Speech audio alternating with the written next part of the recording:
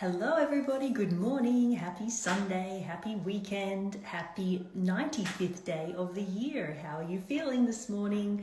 It is a beautiful blue sky sunny day here in Bulgaria. This has probably been the nicest day in the just over a month that I've been here, and you can just feel the energy in the air because we've had like a couple of weeks of kind of dark, grey, not so great weather, and just being outside today, there's so many people out and about, the energy has shifted, big smiles on everybody's faces. It's just so interesting to see the impact that the weather and the environment has on people's well-being or how they're feeling. So never forget that everything that happens around you, everything that's happening in your environment is going to directly impact you somehow, even if you're not super conscious of it. So this morning, start your day, go outside, take a couple of deep breaths, feel some sunshine on your skin if it's a sunny day, listen to the birds, just kind of connect with your environment and notice how that shows up for you in your physical body. Does it show up for you emotionally? Just notice and observe what the environment is doing and how that affects you. Never forget that you are part of the natural world, and like everything in nature, you have cycles, and the way you're feeling is directly related to the environment around you. So always have that little check-in with yourself and what's happening. As I said, we're on day 95 of the year. Our word for today is travel, one of my favorite subjects. I'm currently traveling. I'm here in Bulgaria. I left my home in Costa Rica just over a month and a half ago now. I spent some time on the Caribbean side of Costa Rica. Then I spent a couple of days in Madrid in Spain, and now I'm here in Veliko Tarvino.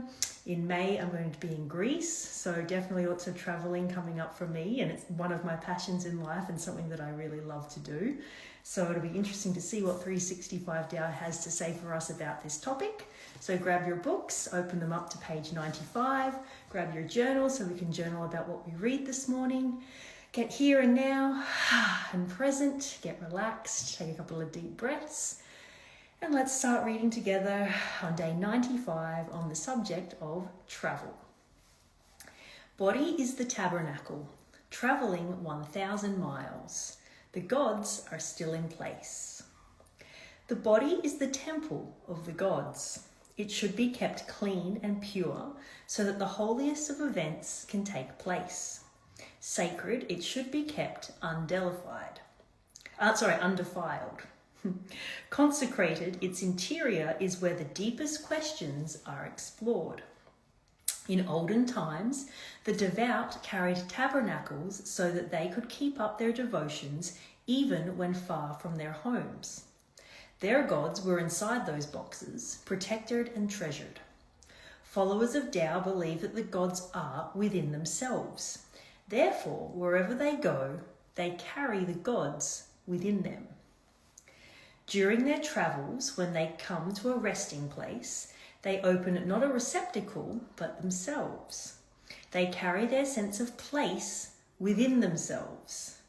Even while sojourning, they remain oriented to their inner sacredness. Perhaps they can even make breakthroughs more quickly, for the preoccupation of the mind are no longer present to interfere with the flow of the divine. Once people connect to their inner strength, there is no end to the wonders of travel.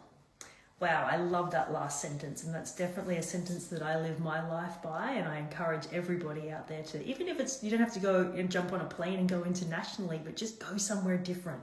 Once people connect to their inner strength, there is no end to the wonder of travel.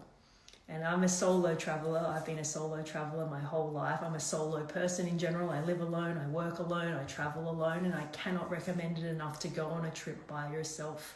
It will give you that inner strength, and it will open up so much in life to you. You will learn so much about yourself.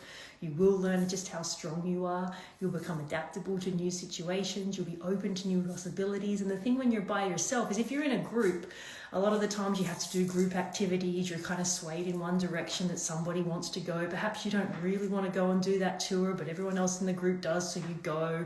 So it's not really self-directed when you're traveling in a large group of people. But if you go by yourself, You get to choose what you're going to be doing. And then by default, because you're by yourself, you're going to be a lot more open to meeting people, to having different experiences. Whereas if you're with a group of people, you're less likely to spark up a conversation with a perfect stranger, or you might be a little less approachable than if you're in a big group than if you're by yourself. I found that when I'm alone, it actually, obviously I love to be by myself and it's a wonderful way to travel, but it does also give you the opportunity to meet new people and do different experiences that you wouldn't perhaps be able to do if you were in a group situation. So if you're not a solo traveler yet and it's something that you want to do, I highly, highly recommend it. It's such a wonderful thing to do for yourself. You learn so much about yourself. It's a lot of self-development, and as it says here, you really connect to your inner strength when you go out and have those experiences, and that's what travel and life is all about. So I wish you a beautiful, beautiful Sunday. Thank you so much for being here for 95 days. Have a beautiful weekend.